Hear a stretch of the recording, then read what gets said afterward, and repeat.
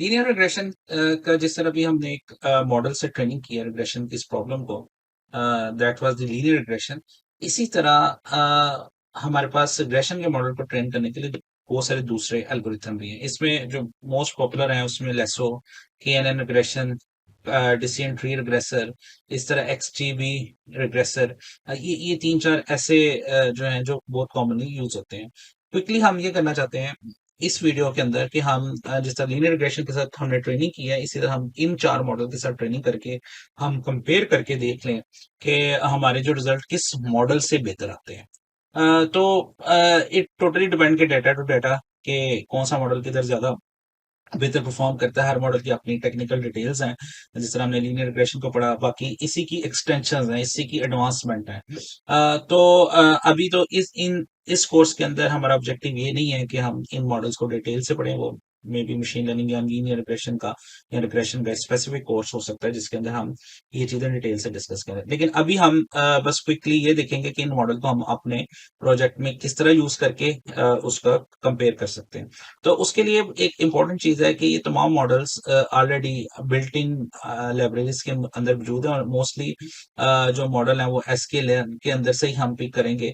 अब जिस तरह ये जो तीन चार मॉडल हैं वो एसक्यूएल में लीनियर मॉडल में लीनियर रिग्रेशन एग्जिस्ट करता है, इस तरह लीनियर मॉडल नहीं में लेसो एग्जिस्ट करता है।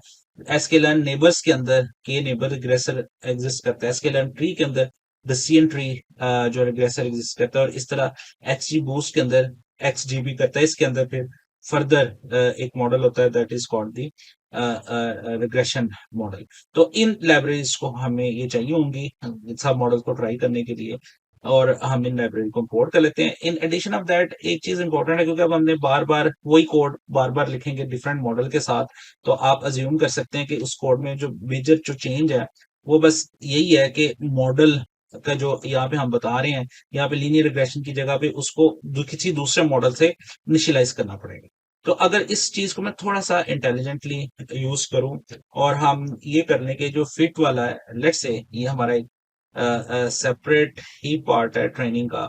इसका हेडिंग हम कर लेते हैं ट्रेन दी मॉडल, और इसको मैं इधर कर लेता हूँ, यहाँ से खत्म कर लेता हूँ। ऊपर वाला पार्ट लेट्स से सिर्फ बताता है कि मॉडल कौन सा मॉडल है।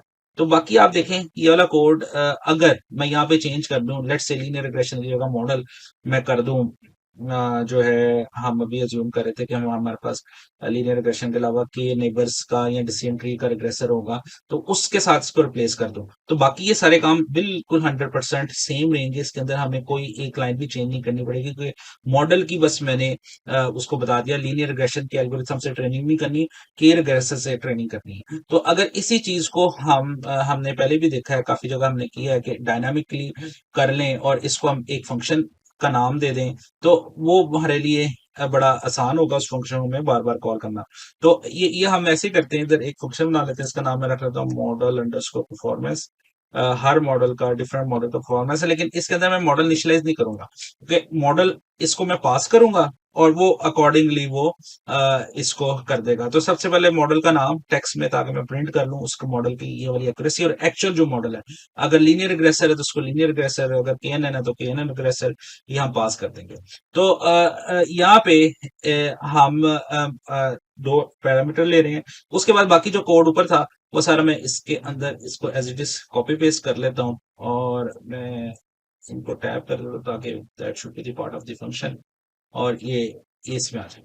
अब क्या होगा, एक्चुअली मॉडल इस फंक्शन को मिलेगा मॉडल का नाम, वो मॉडल का नाम लेकर वो एक्स ट्रेन और वाई ट्रेन ऑलरेडी ऊपर वो होंगे, उनके मुताबिक से ट्रेनिंग करेगा। फिर उसके बाद वाई एक्स टेस्ट के मुताबिक इसकी प्रोडिक्शन करेगा, और फिर रूट मीन स्क्वेयर लगाएगा, और जब प्रिंट कर रहा है वो रूट मीन स्क्वेयर उसके साथ में इधर ये प्रिंट कर देता हूँ मॉडल अंडरस्कोर नेम कॉमा करके आरएमएस। उससे क्या फायदा होगा, मुझे पता चल जाएगा ये जब मैंने कॉल किया ये कौन सा मॉडल का नाम था, और आरएमएस मॉडल का नाम जस्ट एक स्ट्रिंग होगा, वो अपनी हमारे इंफॉर्मेशन के लिए।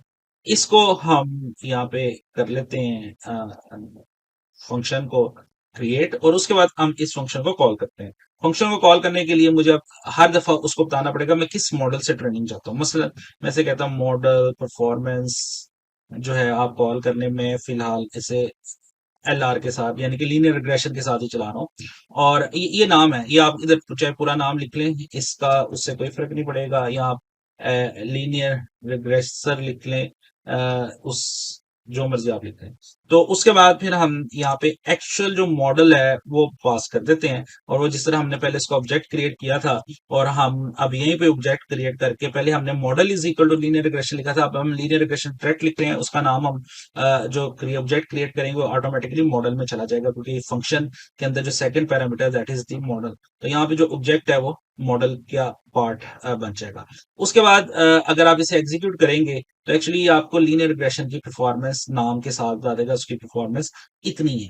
अच्छा, एक बात और इंपॉर्टेंट याद रखिएगा, आप बार बार इसे एग्जीक्यूट करेंगे तो थोड़ा सा पॉइंट्स में कोई छोटी मोटी वैल्यूज में फर्क आपको नजर आता रहेगा, क्योंकि जो है ये एल्गोरिथम ऐसे ही काम करता है कि हर दफा दोबारा कैलकुलेशन करता है, तो कहीं ना कहीं आपको थोड़ा सा डिफरेंस नजर आएगा। अब इसी तरह अगर हमने दूसरा मॉडल कंपेयर करना है, लेट्स से हम लेसो के साथ एक लीनियर रिग्रेशन का और मॉडल है which is named as lasso, तो ये इसके साथ करते हैं। तो इस तरह मैं इसका नाम लिख लेता हूँ, और यहाँ पे मैं इसको ऑब्जेक्ट पास करता हूँ। ऑब्जेक्ट जो है वो उसका जो क्लास का नाम है जिससे हम क्रिएट करेंगे, दैट इज लेसो, ये एल कैपिटल में और ये स्मॉल में। इधर आप जो मर्जी नाम लिख दें, चाहे स्मॉलर लिखते हैं चाहे जैसे मर्जी लिख दें, तो ये यहाँ पे हमें एज इट इज वही बताना पड़ेगा जो एक्चुअली जो है डॉट नेट वालों ने दिया हुआ है नाम, हम उसी को यहाँ पे यूज करेंगे। सॉरी, डॉट नेट वाला मैं कह रहा हूँ, पाइथन में जो है वो वालों ने जो नाम दिया हुआ है। यहाँ पे अब हम इसे एग्जीक्यूट करेंगे तो पहले वो लीनियर रिग्रेशन के मॉडल को ट्रेन करके बताएगा, दूसरा वो लेसो को बता रहा है। लेसो में थोड़ा सा एरर ज्यादा है, 2.63, इसका मतलब अभी तक इन दोनों में लीनियर रिग्रेशन बेहतर है। इस तरह मैं क्विकली बाकी मॉडल जिनके साथ मैं कंपेयर करना चाहता हूँ वो सबके नाम लिख लूंगा। और जिस तरह दूसरा था के नेबर्स, और उसको हम के एन एन कहते हैं, के नेबर्स, के नियरेस्ट नेबर, तो उसके लिए हम ज्यादा के एन एन का वर्ड यूज करते हैं शॉर्ट फॉर्म में, तो है वो के नेबर्स है। तो ये नेबर के जो है वो रिग्रेसर, और ये हम यहाँ पे ये नेबर्स वाला कॉल कर लेते हैं। इसी तरह दोबारा मॉडल परफॉर्मेंस लिखते हैं, और ये हम करते हैं डिसीजन ट्री का रिग्रेसर का, और उसके बाद फिर हम देते हैं उसका नाम है जी डिसीजन ट्री रिग्रेसर। और इसके बाद हम फाइनली जो है वो एक और था, दैट वाज एक्सजी बूस्ट वाले को भी कॉल कर लेते हैं। इस तरह पर स्पेलिंग मिस्टेक है, परफॉर्मेंस, और यहाँ पे बूस्ट, और इधर जो है वो उसके लिए जो पूरा नाम है वो XGB.XG बूस्ट XG रिग्रेसर है, ये अच्छी ये, और इसको हम पास कर लेते हैं। तो अब ये हमारे 3-5 मॉडल्स हो गए, इन सब का बारी बारी वो टेस्ट के साथ करेगा, फिर उसके बाद हर एक की परफॉर्मेंस भी RMS भी हमें बताता जाएगा। तो फाइनली जो हमें नजर आ रहा है कि सबसे बेहतर जो परफॉर्मेंस है वो लीनियर रिग्रेशन की है। ये जरूरी नहीं कि हर दफा लीनियर रिग्रेशन की परफॉर्मेंस बेहतर हो, कुछ डेटा सेट हैं जिनके ऊपर हो सकता है लेसो की परफॉर्मेंस बेहतर हो, कुछ डेटा सेट हो सकता है जिसके ऊपर KNN की बेहतर हो, तो इट इज पॉसिबल। तो ये एक्चुअली अभी हमने डिफरेंट इसको टेस्ट किया, और हमारा रिजल्ट ये बताने कि इस स्पेसिफिक डेटा सेट के लिए लीनियर रिग्रेसर बेहतरीन है, वो 2.5 एरर है। बाकी XG बूस्ट में 2.6 तक जो है वो एरर आ रहा है। तो अब हम यहाँ पे इस वाले पार्ट को क्लोज करते हैं। अभी रिग्रेशन का एक और टास्क रहता है, हमने जो रिक्वेस्ट अंडरस्कोर कैप का वेरिएबल क्रिएट किया था उसके साथ हम नेक्स्ट वीडियो के अंदर ट्रेनिंग करके देंगे।